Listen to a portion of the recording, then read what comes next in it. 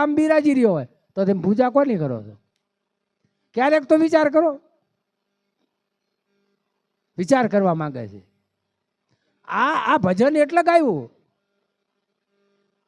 આ જીવન સાહેબે ભજન એટલા માટે કહ્યું કે મારો હંસલો ગંગાજીમાં નાયો ભૂલ્યા નર ભ્રાંત્યુમાં ભટકાણા.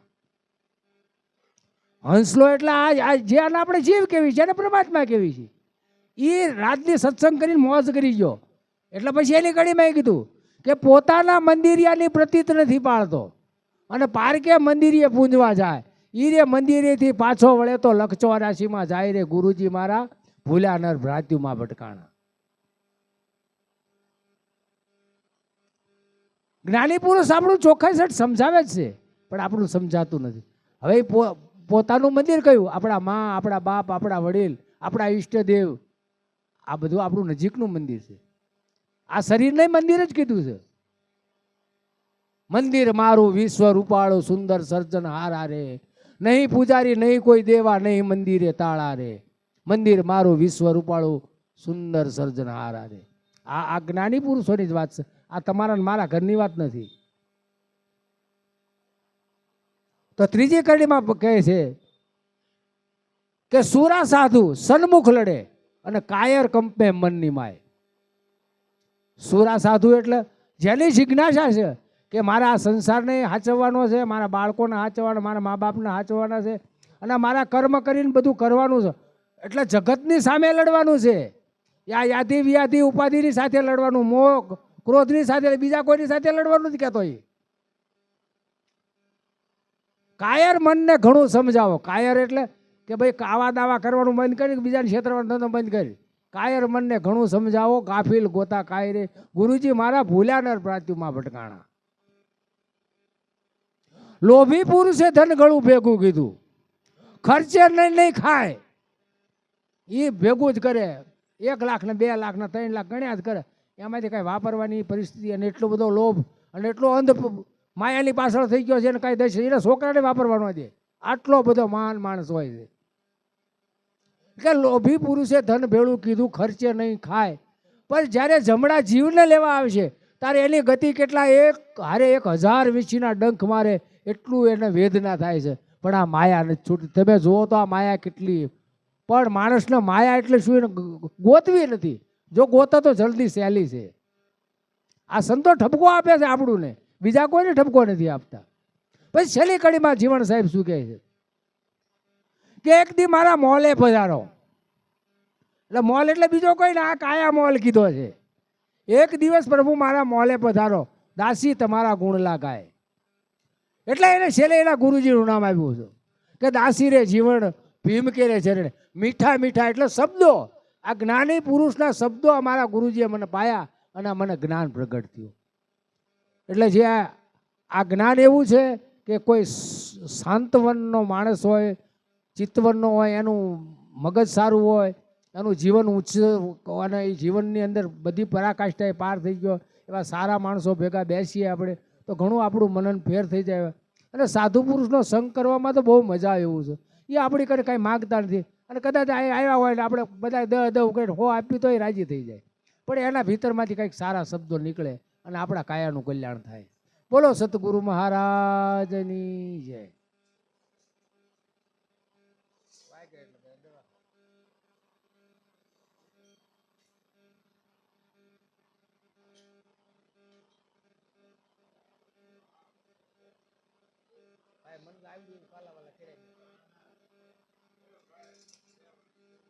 હાલો હાલો.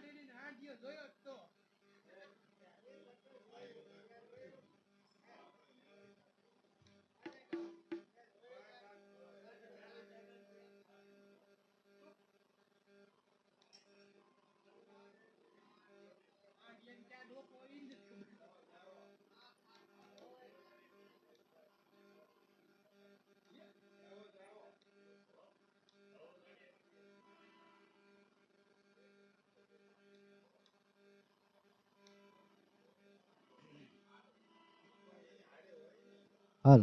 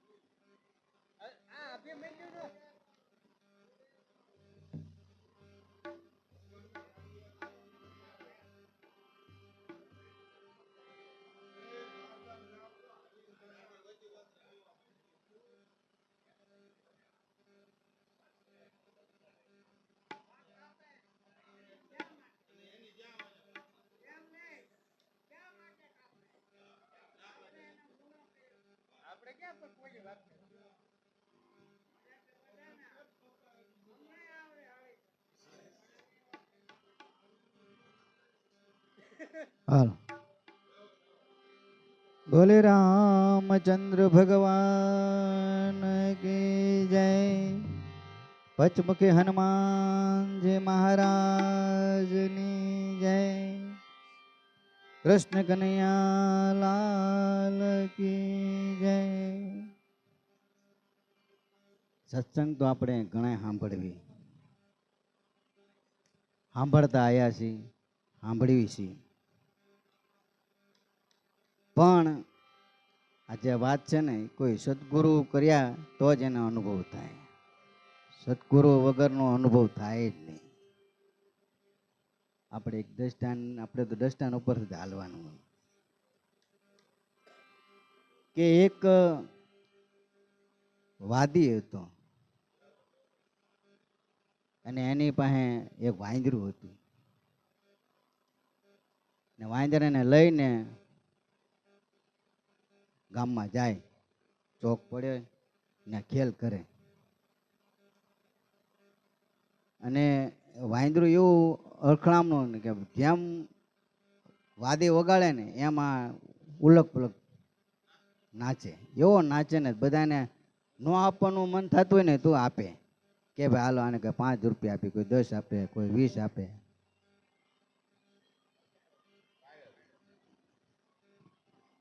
આખો દી એની હારે હારે રે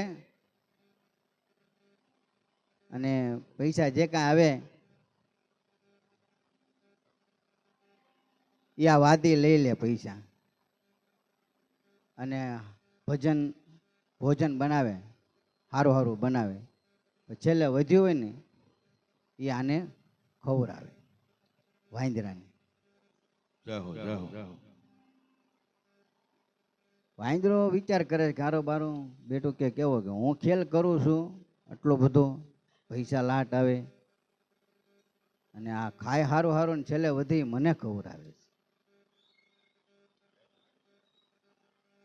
થોડું ઘણું વધ્યું હોય એને આ ખવડાવે વાંદરાને. વાંદરો તો શું કે તોય ખાય તો લે જ. વિચાર કર્યો કે હવે આમાંથી છૂટવું છે. છૂટવું કેમ?